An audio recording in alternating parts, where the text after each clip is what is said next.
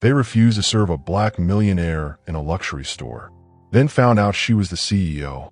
It was one of those late afternoons when the sky outside was drenched in gold, casting reflections across the glass walls of Evelyn's fine jewelry, a luxury boutique nestled in the heart of downtown Manhattan.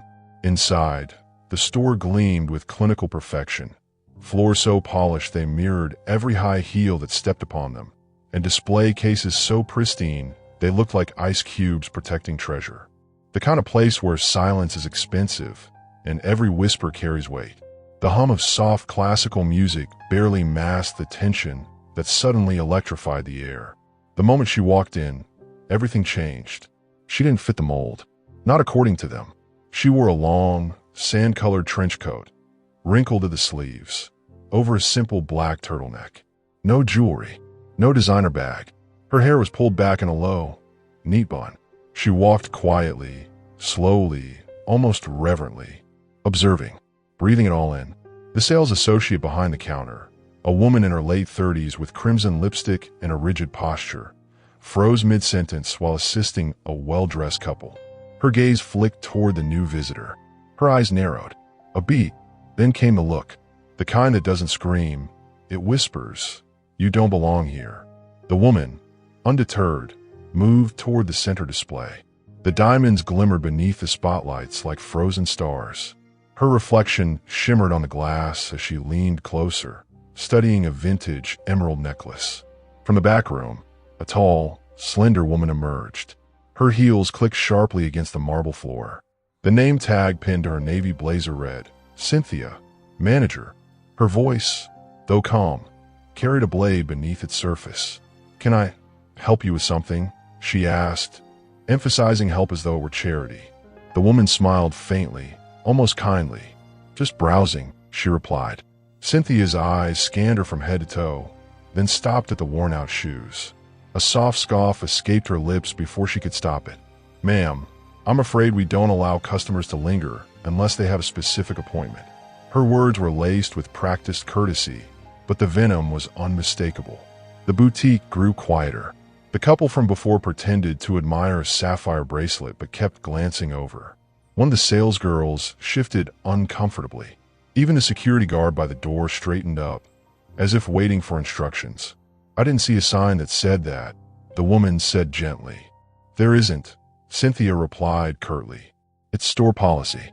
A long pause, long enough to become uncomfortable. Then, in one cold sweep, Cynthia stepped forward and placed herself between the woman and the necklace. "If you're not planning to make a purchase, I'm going to have to ask you to leave. We've had incidents before." There it was. The implication, the stereotype, draped in silk, served with a smile. The woman's eyes, large, dark, still, locked with Cynthia's. And something about the calm in her expression was unsettling. She didn't argue. She didn't raise her voice. She simply stood there, as if deciding something far beyond the necklace in front of her. A second later, she reached into her coat and pulled out her phone, tapped a few buttons, and then everything shifted. The chime above the door rang again. A tall man in a black suit entered briskly. His earpiece buzzed, his pace urgent. He scanned the room, then stopped when he saw the woman. His entire demeanor changed. He walked straight to her, nodded with deep respect, and said, "Ma'am, we weren't expecting you today." The silence that followed was absolute. Cynthia blinked. "Excuse me, what?" The man turned slowly toward her. "This is Ms. Thompson. She's the CEO of the entire Evelyn's brand." Gasps. Actual gasps. The couple stared. The other associates froze. Cynthia's face lost all color. And Ms. Thompson? She simply smiled, the same soft smile she wore when she entered. Then she looked at Cynthia. "I believe," she said calmly, "you were asking me to leave my store." For several excruciating seconds, no one moved. The atmosphere inside the boutique, once pristine and smug, had now become suffocating. The air was thick with disbelief and shame. Cynthia's lips parted. Her voice caught somewhere between a gasp and a plea. "Miss Thompson, I didn't realize." But Miss Thompson didn't respond immediately.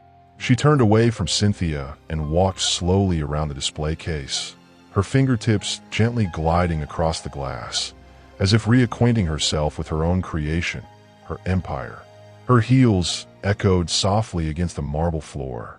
She passed under the chandelier she had personally selected for this flagship location. She stopped in front of a display she knew by heart. The Legacy line, her first collection. Every piece in that case represented a chapter of her journey. Blood, sacrifice, sleepless nights. And yet, in this very space, she had just been treated like a trespasser. "Do you know what this necklace is?" she finally asked, without turning around. Cynthia blinked. "Yes, that's from the Legacy line. Colombian emerald, platinum setting, retailing at. I designed it the day my mother died." Ms. Thompson interrupted gently. Her voice was calm, but there was a gravity to it that made everyone freeze. She never got to wear anything like this. Never even saw the inside of a store like this. A beat. I told myself that one day, I'd create a place where women like her would never feel invisible again. And now, irony hung in the air like a noose. She turned back to Cynthia, slowly, deliberately. "Tell me, when you looked at me a few minutes ago, what exactly did you see?" Cynthia's voice was barely audible. I thought, "You thought I didn't belong," Ms. Thompson finished for her. "Because I didn't dress the part. Because I didn't flash a black card or drop a famous last name. You saw what you wanted to see. A nuisance. A problem. Maybe even a threat." Cynthia's eyes welled up. "I'm so sorry. It was a mistake. I was just trying to." Ms. Thompson held up her hand, cutting her off with exquisite gentleness. "I'm not angry with you, Cynthia." And for a fleeting moment, relief flashed across the manager's face. "I'm disappointed."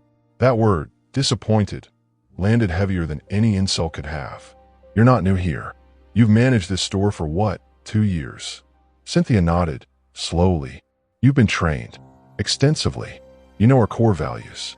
You've signed every inclusion policy, attended every leadership seminar. And yet, when presented with the very opportunity to embody those values, you chose prejudice. You chose pride." Tears were beginning to spill down Cynthia's cheeks now. The other employees were frozen in place, watching a scene they never imagined could unfold. A queen confronting her court. "I didn't mean to humiliate you," Cynthia whispered, her voice cracking. "I just made a mistake. A terrible one. Please." And just then, Ms. Thompson did something no one expected. She stepped closer, looked Cynthia in the eyes, and with a calm tone that carried centuries of pain and pride, she said, "The thing about mistakes, Cynthia, is that they reveal who we are when no one's watching." Another silence followed, longer this time, sharper, and then, without raising her voice, without breaking eye contact, she turned to the security guard and said, "Escort Ms. Reynolds to the back. Her employment ends today." Gasps again, the kind you don't hear in real life, only in stories. But this was real. Cynthia's hands trembled. She nodded silently, her legs stiff as she turned and walked toward the back room. The guard followed, quietly behind. But just as she reached the door, Ms. Thompson spoke again. "Wait." Everyone turned. Even Cynthia stopped in her tracks. Ms. Thompson reached in her coat pocket and pulled out a small envelope, the kind used for formal letters. "I had this with me for another reason, but maybe it's yours now." Cynthia turned slowly, confused. "It's a recommendation letter," Ms. Thompson said. "Not for this job. That chapter is closed. But for the next one, if you're willing to change." The entire room held its breath, because no one saw that coming. Cynthia stood frozen near the back door, the envelope trembling in her hand like a fragile second chance. Her eyes darted between Ms. Thompson and the exit, unsure whether to flee or fall to her knees. But Ms. Thompson didn't wait for an answer. Her gaze drifted toward the remaining staff, then to the customers who had watched everything unfold in stunned silence. "I didn't come here to fire anyone," she said finally. Her voice was steady, soft, but it cut through the silence like thunder. This wasn't meant to be a lesson. It was supposed to be a homecoming. She walked toward the far end of the store, where a velvet rope cordoned off a section under renovation. Behind it, the glass cases were covered, the lights dimmed. Most people didn't even notice it. With a quiet flick of her wrist, Ms. Thompson unclipped the rope and stepped inside. She motioned to the nearest associate, a young woman with trembling hands, to follow her. "This was supposed to be revealed next week," she said, "but I think it's time." One by one, the covers were lifted, revealing an entirely new collection, but not the kind of glittering pieces the store was known for. These weren't diamonds. They were stones. Raw, uncut, some still embedded in their natural matrix. Others polished just enough to show their inner fire. The staff looked confused. "It's called the Origins Collection," Ms. Thompson explained. "Each piece tells a story, not just of luxury, but of struggle, hardship, identity. These stones weren't mined just for their beauty. They were chosen for their scars." She picked up one particular piece, a ring with a cloudy, imperfect opal. This one came from a village in Ethiopia. The miner who extracted it lost 2 fingers in the process. His daughter sent me a letter, thanking me for paying him fairly. She said it was the first time in her life she had clean water. Her voice wavered slightly. "I wanted this store, this company, to reflect them, to reflect us. Every one of us who was told they weren't enough, who was judged before they could speak, who had to work twice as hard to be seen as half as worthy." She looked up, her eyes sweeping the room. "But today I walked into my own store, and for the first time, I felt like a stranger." That last sentence hit the staff like a punch to the gut. The young associate who had followed her stepped forward nervously. "Ms. Thompson, I didn't know. We never saw this side of the company before." Ms. Thompson nodded. "That's not your fault. That's mine. I've been too focused on the brand and not enough on the people behind it." Her gaze lingered on a small framed photo hanging on the wall, a black and white image of a glamorous white woman in pearls and a fur stole. The original Evelyn. "My grandmother used to say, 'Jewelry doesn't make a woman beautiful. It reminds her she already is.' Somewhere along the way, we started selling reminders only to those who looked the part." She turned back to the staff. "That ends now." Suddenly, the front door opened again.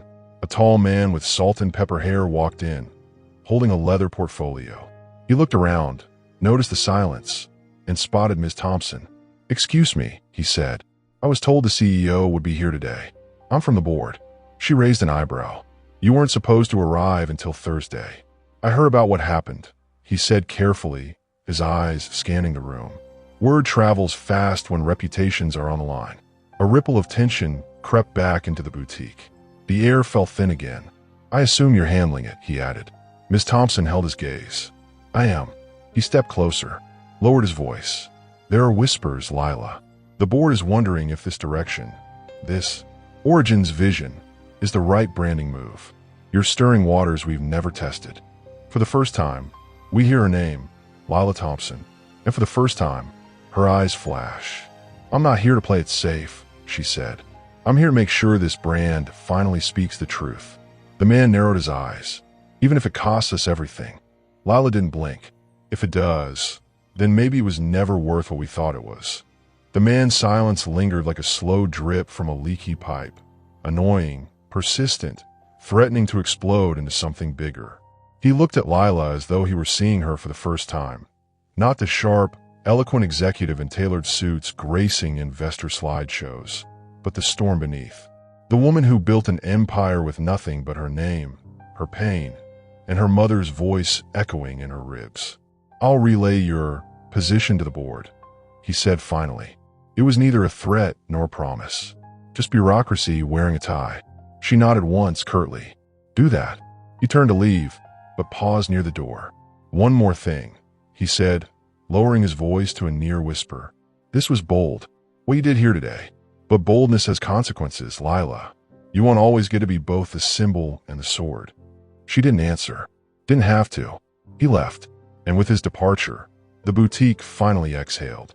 Slowly, the staff began to move again, murmurs, shuffling papers, returning to their stations. But nothing would return to normal. Normal had just been dismantled. Lila leaned against the display, her fingers brushing lightly over the glass. Behind her calm exterior, her mind was spinning, not from doubt, from memory. Because while today's humiliation had been public, it wasn't new. It had been sewn into her from the start. She closed her eyes, and the boutique dissolved. Flashback. Years ago, a younger Lila, no older than 17, sat at a kitchen table covered in bills, coins, and half a sandwich. The Bronx apartment was dim, and the only sound was her mother's tired humming as she folded laundry in the next room. "Ma," Lila called softly, "do you ever think we'll be rich one day?" Her mother peeked around the corner. We already are. Lila smirked. Not like that. I mean, real rich. Fancy rich. Diamonds and caviar rich. Her mother chuckled. Sweetheart, some of the richest folks I know ain't got a lick of peace. Lila frowned. So what's the point? Her mother came over, sat beside her, and pulled a crumpled photograph from her pocket. A younger version of herself wearing a plain dress, smiling wide beside a jewelry stand at a flea market. This, she said, tapping the photo, was my dream. Selling pretty things to women who forgot how beautiful they are. I couldn't afford to finish school. But you got brains. Fire. You're gonna build the store I never could. Lila's eyes filled with something too deep for words. You really think I can? Her mother smiled. You're a diamond, baby. Doesn't matter how long you've been buried. Sooner or later, you're gonna shine. The memory snapped back into the present like a rubber band. The pain in her chest tightened. That moment had been her beginning, her reason, her why. But now, the same store her mother had dreamed of, this empire of elegance, was rotting at its core. And no branding campaign could polish that away. A knock snapped her out of it.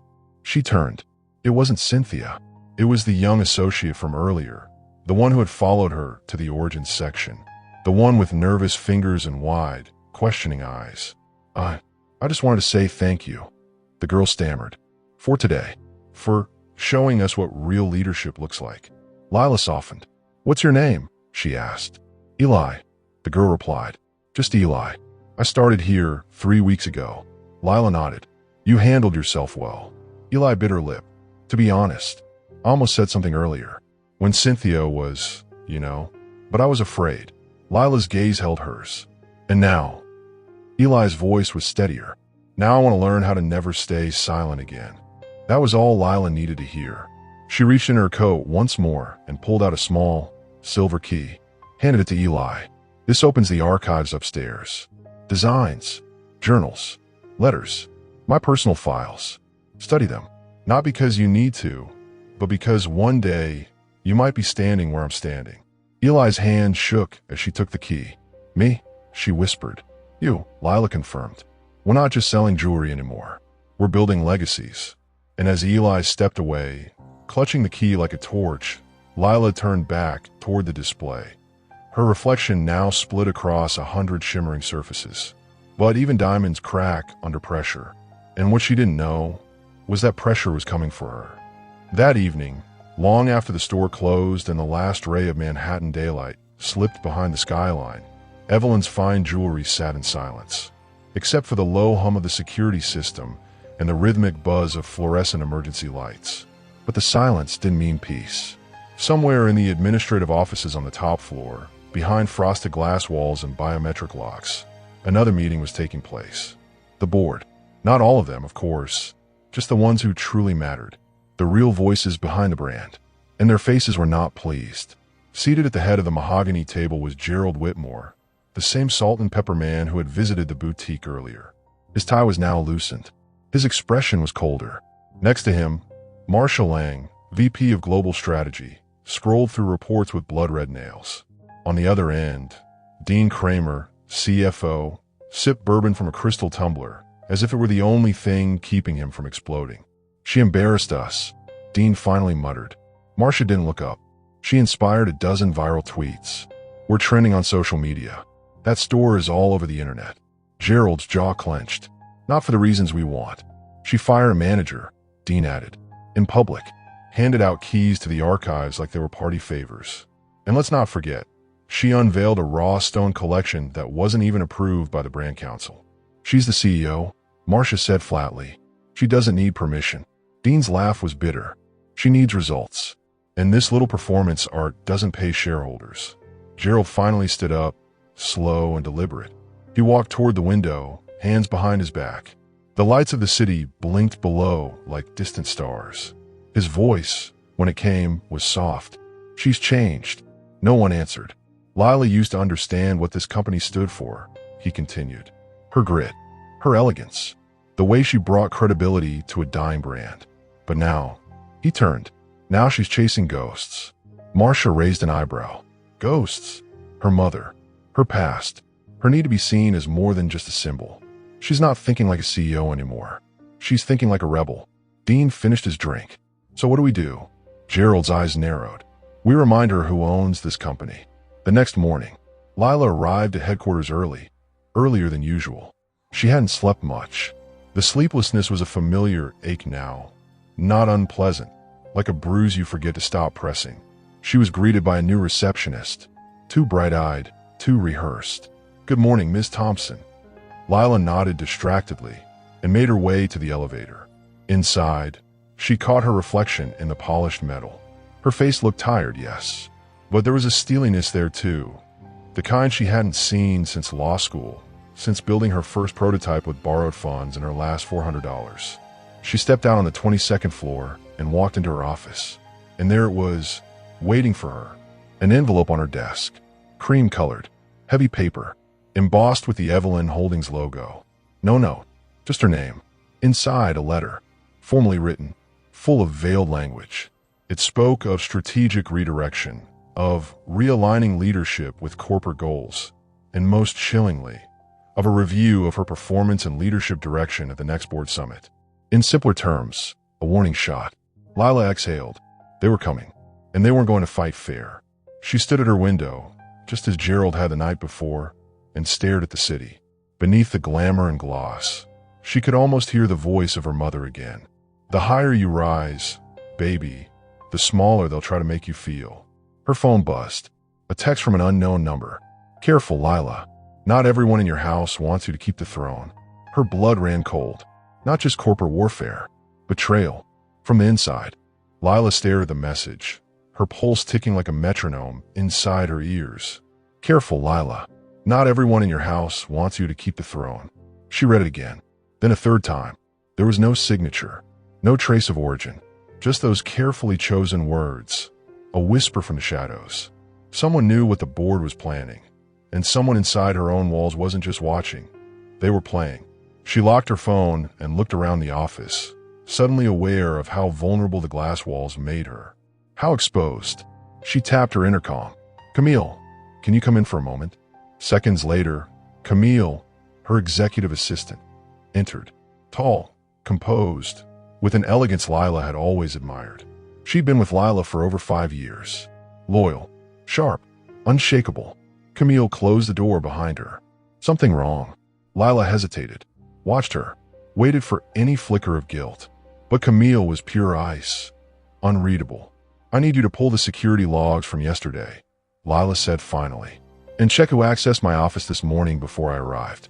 Camille blinked, just once. "Of course. And Camille, don't mention it to anyone." Camille tilted her head. "Including Gerald?" "Especially Gerald." Camille paused, then gave the smallest nod and left. Lila stood motionless for a moment. She didn't want to believe it could be someone close. But the text had been too precise, too well-timed. Someone wasn't just rooting for her to fail. They were setting the stage for it. And somewhere in this building, someone was already holding the match. Flashback, 2 years ago. A champagne-soaked gala. Rooftop. Manhattan skyline glowing behind a sea of suits and gowns. Lila stood on a raised platform, a glass in hand. She had just been named CEO of Evelyn Holdings, the first black woman to lead a luxury heritage brand in over 50 years. Cameras flashed. Investors applauded. Gerald gave a short speech about breaking ceilings and bold futures. But Lila saw something in his smile that night. A flicker. He had fought against her appointment until the board vote made it inevitable. And though he smiled that evening, it had never quite reached his eyes. Later that night, over cocktails, Camille whispered in her ear, "Be careful with Gerald. He plays the long game." Lila had smiled. "So do I." But now, that long game was coming to a head.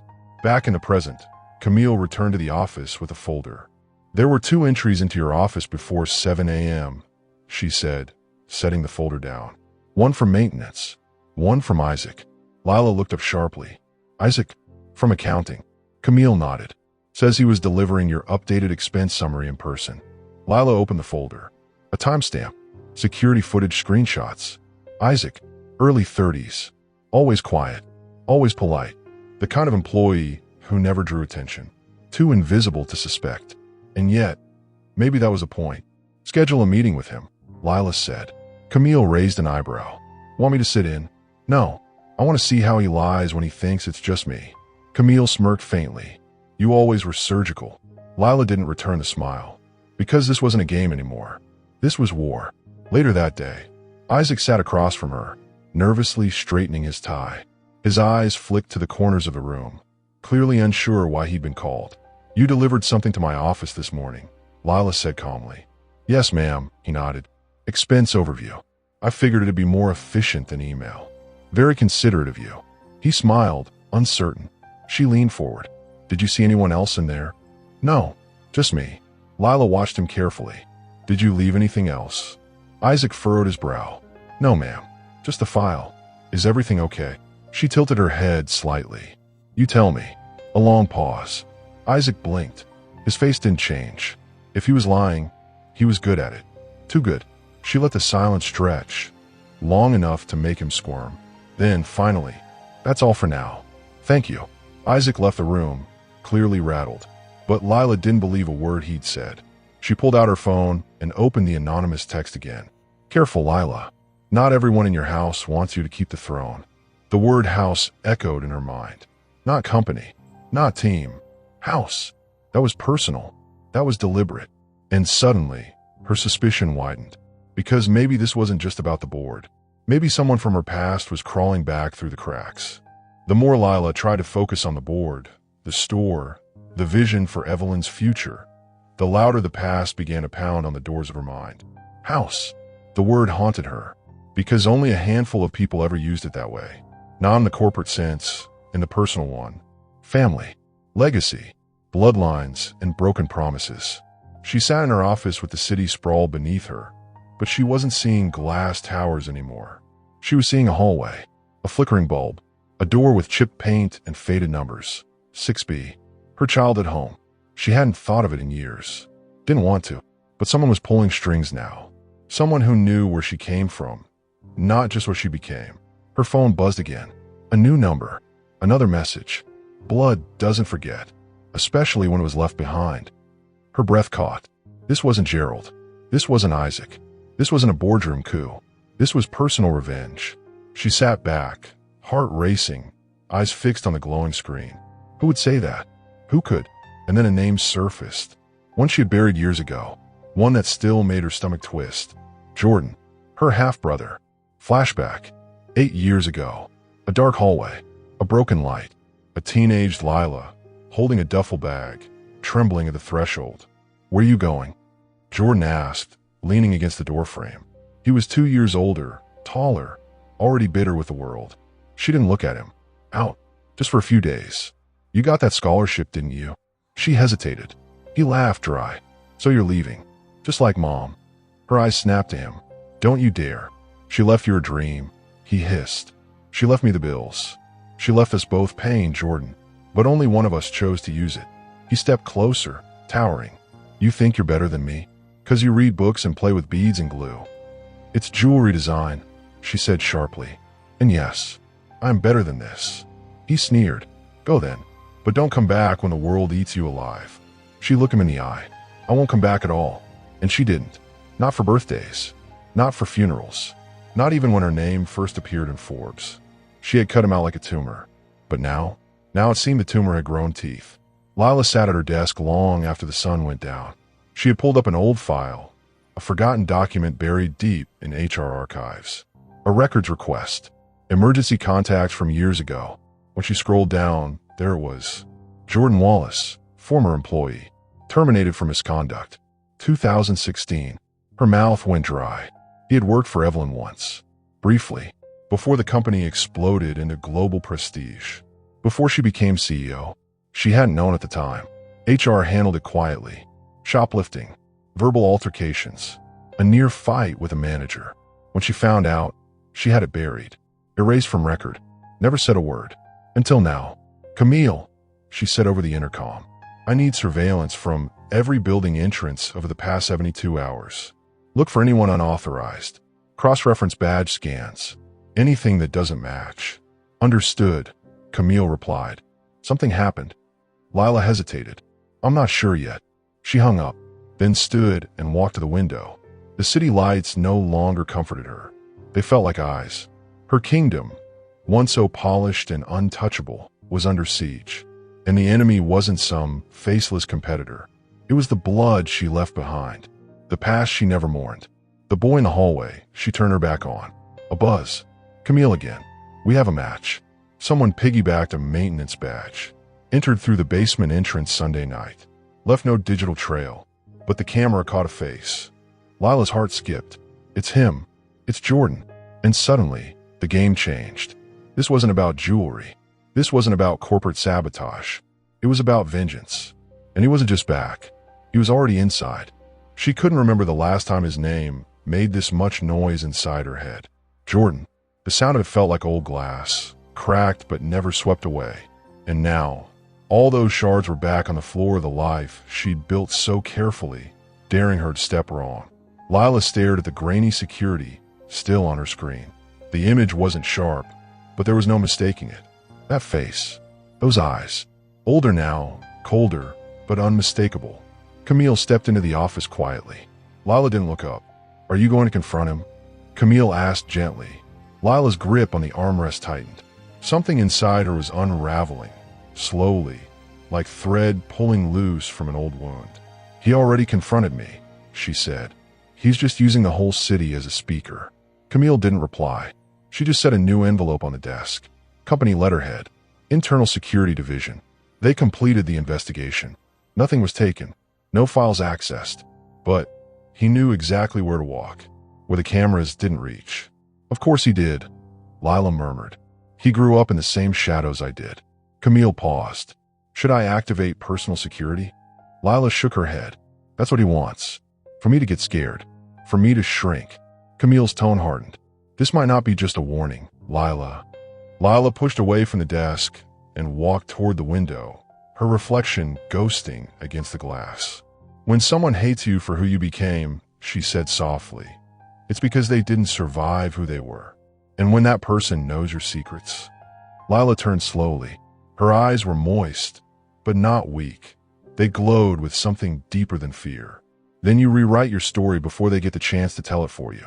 Later that night, long after the lights were off in most offices, Lila sat alone in her corner suite, typing furiously.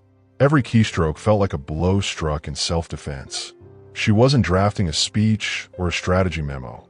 She was writing a new internal policy, a restructured code of leadership. And she was adding a principle that hadn't existed before. Redemption.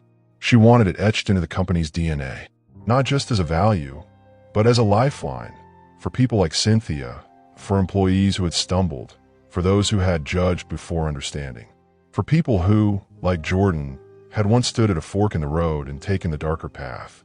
But somewhere else in the city, redemption was the last thing on his mind. Inside a damp, low-ceiling motel room, Jordan sat hunched over the bed, the glow of his phone flickering across his face. He had watched the viral footage a dozen times. Lila in the store, firing the manager, holding the room in silence with a single sentence. He didn't smile. He didn't blink. He simply reached for a battered folder and spilled its contents across the stained bed sheets. Internal memos, old building maps, archived passwords, even photographs. Decades of obsession disguised as a plan. In the center of the mess, a small photograph, him and Lila as kids, sitting in front of a street vendor's jewelry cart. Their smiles were real then, innocent, unsure. His arm was around her shoulder, her head tilted slightly toward him, a memory that no longer fit the present. He took a pen and drew a line through her face, then circled a word at the top of one of the pages, succession. He whispered through clenched teeth, everything you have should have been ours. And he meant it. Not just the title, the brand, the respect. He wanted her name. He wanted to shatter the mirror she stood in front of, the one that made her forget they were carved from the same stone. He pulled out an old audio recorder, pressed play, and listened to her voice from some internal conference long ago. Her voice cool, powerful, in command. Then he whispered, you're not Evelyn. You're not the crown. You're the lie. And as the tape continued playing, he picked up a lighter. He didn't need to burn anything yet, but he wanted to remember the feel of it, because soon he would. The photo stared back at him from the bed like a wound that never healed. Jordan sat in the dim hotel room, barely lit by a single yellow lamp, his eyes scanning every document he had stolen, every fragment of his sister's empire. There was no television, no music, just the sound of distant sirens and the slow grinding of his teeth as he studied the pages again and again, as if memorizing the architecture of her downfall. On the bed, the childhood photo lay surrounded by chaos. Two children in front of a discount jewelry shop, grinning with missing teeth. Lila's smile had been wide, open, fearless. His had been smaller, cautious. Even then, she had shown like she knew she would escape. He didn't. That picture was the last time he ever smiled beside her. He had circled one word in thick red ink across a confidential document from Evelyn Holdings, Succession. Underneath, a subheading: Potential emergency candidates for interim CEO position. There were 3 names. Lila's wasn't one of them, but Gerald Whitmore's was. He leaned back in the creaky motel chair and whispered to himself, "You climbed the mountain, sis, but you forgot who held the map." Across town, Lila stood at her bathroom sink, washing her face. The mirror fogged up, but she could still see her own reflection, half obscured, slightly blurred. It looked like a ghost of herself, a version of her that had started to slip away. She dried her skin slowly, carefully, like she was trying to ground herself in the moment. Then she walked in her bedroom and sat at the edge of the bed. She hadn't told anyone what the second message said. She hadn't told Camille the full truth about who Jordan was, because doing that would mean admitting that he wasn't just someone from her past. He was part of it. They shared more than a mother. They shared pain, hunger, a ceiling that leaked when it rained, and a world that never cared. But where she had turned those things into fuel, he had let them rot inside him. And now, all that decay had grown legs. Her phone buzzed again. Another message. You wear her face, but you don't carry her heart. Her fingers trembled slightly as she set the phone down. There was no signature, but she didn't need one. She whispered her mother's name like a prayer. Darlene. The name cut her throat as it passed, because that line, "You wear her face," was something her mother had said to her once in the kitchen while holding her cheeks in her hands, right after she'd gotten into the design academy. "You wear my face, baby. Just don't forget to carry my heart with it." But for Jordan to quote that, he wasn't just threatening her career. He was digging into their bloodline, into the core of who she believed she was. Lila got up, poured herself a glass of water. Her hands were shaking now. She could handle corporate sabotage, the board, the succession rumors. But this was war on memory, war on the roots she had tried to bury deep enough never to trip on again. She walked into her office at home, turned on the light, and unlocked a hidden drawer. Inside was an old cassette recorder, battered, worn, but still intact. She hadn't touched it in years. Inside, a tape labeled, "Mom, May 05. She pressed play, and the voice of her mother filled the room, scratchy but warm. "Don't let anyone tell you your story started with pain. It started with fire. Don't let them rewrite that." Tears welled in her eyes, the kind that sting not because they're sad, but because they remember too much. The tape spun on, slow and steady, as her mother's voice continued to speak across time. "When they try to silence you, speak softer, so they lean in. When they try to shame you, stand taller, so they look up." Lila sat still, the recorder barely audible under the sound of her own breathing. She hadn't listened to this tape in over a decade, but now, every syllable felt like armor sliding back into place.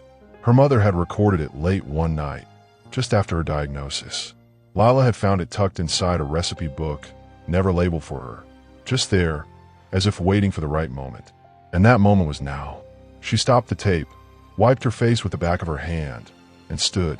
Enough mourning, enough ghosts. She picked up her phone and dialed Camille. "Schedule a boardroom session," she said. "Tonight. Confidential. Just me, Gerald, Marcia, and Dean. No agendas, no assistants. Just the 4 of us." Camille hesitated. "All of them at once?" "Yes," Lila said. "If they're planning something behind my back, I want to look them in the eyes while they do it." And then she hung up. Across town, Jordan sat on the motel bed, still staring at the lighter in his hand. The television was off. The documents had been reorganized, filed away with care. But something about his posture had changed. He wasn't rushing anymore. He was waiting, because now, someone else was involved. He unlocked a phone, not his, and opened an encrypted message thread. The last text had only 3 words. She suspects nothing. He stared at it for a long time, then typed. She's moving faster than expected. Do it tonight. A reply came seconds later. Done. Then he deleted the thread. Behind him, a garment bag hung from a rusted hook, black, pressed, professional. He unzipped it slowly, revealing a perfectly tailored suit and a security badge clipped to the lapel. He was ready, but so was she. At 8:47 p.m., Lila walked into the top-floor boardroom with the calm of a woman who had been preparing for this moment her entire life. The room was long, elegant, walled in glass. The city glittered all around them. Gerald sat at the head of the table, as usual, flanked by Marcia and Dean. They were all dressed sharp, pretending not to know why they had been summoned. She didn't offer pleasantries. She didn't sit. You've been busy, she said. Gerald raised an eyebrow. You've been cryptic. Don't insult me, she said flatly. You've been meeting without me, plotting succession contingencies, circulating rumors about instability, all because I chose to do something different. Dean sighed and leaned back. It's not about different, Lila. It's about safe. Investors don't like surprises. Neither do I, she snapped. Especially the kind that show up wearing my bloodline and sneaking through back doors. They exchanged looks. She caught it. You know, Marcia cleared her throat. We weren't sure how to bring it up. You should have tried honesty, Lila said. But that never works in rooms like this, does it? Gerald stood slowly. What exactly do you want, Lila? She stepped forward. I want you to look me in the face and admit that if I weren't who I am, if I weren't a black woman from the Bronx with scars you can't pronounce, you wouldn't be pulling strings to remove me for daring to give this brand a conscience. Silence. The only sound was the soft hum of the lights overhead. Gerald didn't blink. You're emotional. She smiled, not kindly. No, I'm awake. Then she tossed a folder onto the table.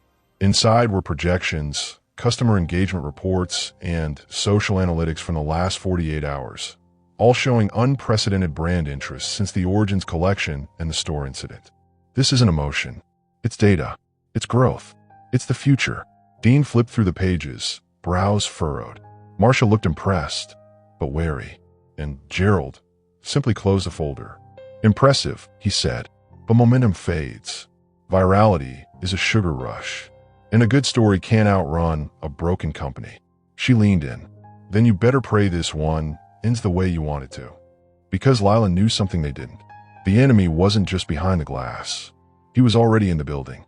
At exactly 9:02 p.m., while the boardroom hung in an uncomfortable silence and Lila's words still hovered in the air like smoke, the security system logged a manual override. No alarms, no buzzers, just a quiet override buried in the back end, almost invisible. Downstairs, in the lobby of Evelyn Holdings, the night security guard stepped away for a break. 5 minutes, no more, unaware that someone had already used his terminal. The front desk remained unattended for only a heartbeat, and that's all it took. Jordan walked in through the main doors like he belonged there. Clean suit, badge clipped to his blazer, confident steps, no one to stop him, no one to question. He passed the elevator without hesitation and instead moved to the stairwell. He knew the building's guts better than its current employees. He had once spent an entire summer sweeping its hallways, polishing its conference rooms, shadowing its senior staff. No one remembered him, but he remembered everything. Each floor passed beneath his feet like a secret. When he reached the 22nd floor, he paused just for a second and slipped a small USB device from his pocket. It was old, scratched, but effective. He pressed it against the emergency lock panel on the side stairwell door. The lock clicked open. Inside the boardroom, Lila was still standing. You want to talk about broken companies? She asked, her voice steady but rising. Let's talk about broken systems, broken expectations. You want tradition? I am tradition, just not the version you're used to worshiping. Dean was rubbing his temples now. Gerald had stopped pretending to listen. And then, just as Lila opened her mouth again, the lights flickered. Not enough to alarm, just a blink. Then a buzz from Camille's phone, downstairs. She looked down, saw the alert. Stairwell access breach, 22nd floor. Before she could react, a second alert pinged. Unknown user logged into internal server. Camille stood so fast her chair fell backward. She burst into the boardroom without knocking. "Lila," she said sharply, "we have a problem." Everyone turned. Camille held up her phone, showed her the alert. Lila's pulse surged. "Is it him?" Camille nodded. "He's in the building." Gerald stood. "Who the hell are you talking about?" But Lila was already moving. She didn't wait for their permission. She didn't explain. She walked to the door, heels echoing, eyes locked on Camille. "Lock every executive folder. Kill remote access. Tell security to seal the elevators and run an ID sweep. If they see someone with my face, but not my name, they stop him." Camille hesitated. "He might already be." "I know," Lila cut in. "That's why we move now." Lila stormed down the hallway, mind racing. Not just with fear, but fury. Jordan wasn't just after her career. He was after the foundation she built, the story she had written from scratch. And worst of all, he was inside her kingdom, wearing silence like armor.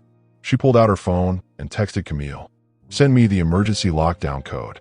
But before the reply came, she turned the corner and saw him, standing alone in the glass hallway, just past the entrance to the executive server room, facing her like he had been waiting. Jordan, older, hardened, but the same eyes. She didn't stop walking. He didn't move. When they were 3 feet apart, she spoke first. "You don't belong here." He tilted his head, almost curious. "Funny, I've always felt the same about you." The hallway held its breath. Glass on both sides, city lights flickering like distant watchers. And in the middle, 2 siblings who hadn't spoken in nearly a decade, standing face to face, surrounded by everything that separated them and nothing that could protect them. Lila stared at Jordan, her jaw locked, heart pounding hard enough to crack her ribs. He looked older, sharper, like a man who had survived by letting bitterness calcify into purpose. But underneath that armor, she could still see traces of the boy who once made her laugh with silly drawings and sat next to her during every storm because he knew she hated thunder. Now he was the storm. Jordan smiled faintly. "Not even a hi. You broke into my company." He shrugged. "You broke into my life the day you left me behind." Lila didn't blink. "You were stealing from the stores. You were violent. I couldn't drag your anger with me.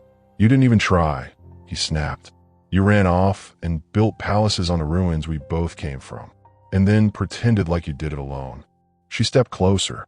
"Don't you dare. I worked for every inch of this. Every door I opened, I had to kick down first. And then you locked it behind you," Jordan said, voice sharp. "You don't get to claim the struggle if you abandon the people still living it." Her hands trembled slightly, but she didn't let it show. "You think this is justice?" she asked. "Breaking into my servers? Sending threats? Hiding in shadows like coward?" "I think this is balance," he said. "You got the spotlight. I got the scars. Let's even the score." She shook her head slowly. "There's no score. There's only a path, and you chose to leave it." He looked at her then, really looked, and, for a split second, something cracked in his gaze. Not weakness, not regret, just recognition of how far apart they had drifted, of how far gone he already was. Then he pulled something from his jacket, a drive. "This is everything," he said. "All your deals, your vendor contracts, even those redesigned proposals your board hasn't seen yet. If I wanted, I could wipe out months of progress, tank your credibility in hours." Her throat tightened. "Why haven't you?" He turned the drive over in his hand. "Because I wanted to look you in the eye and give you a choice." She stared at him, stunned. "You walk away," he said, voice low. "Step down. Let the board choose someone else. Let the company reset. Quietly. No scandal. No headlines. I disappear. No one gets hurt. And if I say no..." He met her gaze without flinching. "Then I take you down, the way you left me behind." Lila's chest rose and fell slowly. Not with fear, with fury, with heartbreak, with the ache of 1,000 things she'd never get to undo. "You think destroying me will heal you," she whispered. "But it won't. You'll still be the boy who waited at the window for someone who never came back." His jaw clenched. "Then make the choice." She looked down at the drive, then back up at him, and suddenly, her face changed, from sorrow to steel. "You want a choice," she said. "Here's mine." She reached in her coat pocket, pulled out her phone, and typed something rapidly. A second later, a sound filled the hallway, faint but growing louder. Footsteps. Security. Jordan's face twitched. You call them.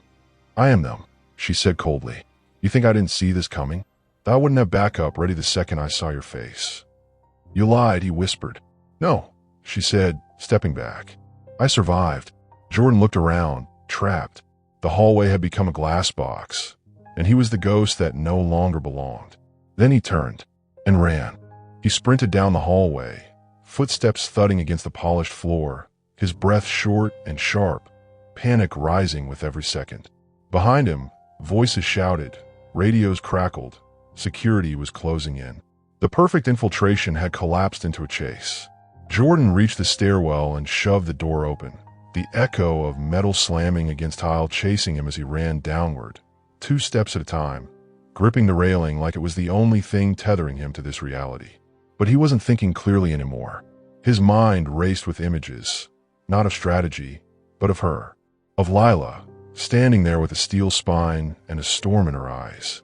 She had seen right through him, called him what he was, not a rival, but a boy still waiting at a window. And that burned more than the threat of arrest ever could.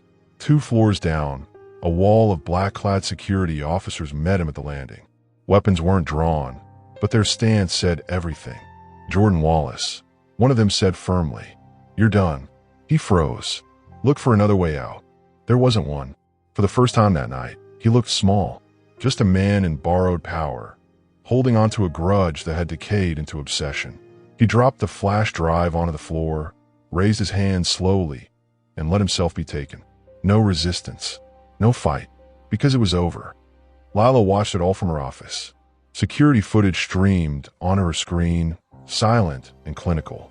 She didn't flinch, not even when she saw him finally break, shoulders sagging, head bowed. Camille stood beside her, arms crossed. "Do you want to press full charges?" Lila didn't answer right away. Her eyes stayed on the screen. Then she said, "No." Camille looked surprised. "He broke in, threatened you, stole data. I know, so why not follow through?" Lila turned slowly, her voice quiet but resolute. "Because vengeance is what he came for, and I won't hand it to him gift-wrapped." Camille nodded, slowly. "Then what now?" "We let the police handle the trespassing," she said. "But the rest? We'll let him watch while I build something even stronger." She took a breath. "Starting tomorrow, we expand Origins globally. Every store, every region. We partner with female designers from underserved communities. We rewrite this brand from the roots up." Camille smiled faintly. "That's bold." "No," Lila said. "That's necessary." Then she stepped away from the screen and walked to her desk. From a drawer, she pulled out the old cassette again, her mother's voice still inside, waiting to speak. She hit play one last time. "When the world forgets who you are, remind them. Gently if you can, loudly if you must." Lila closed her eyes, then opened them again. This was her story, and no one, not a board, not a brother, not a buried past, would write the ending for her. And if this story moved you, even just a little, don't leave in silence. Subscribe to the channel so you don't miss the next chapter. And tell us in the comments, where in the world are you watching from? We read every single one, and somewhere, someone else might need your words today.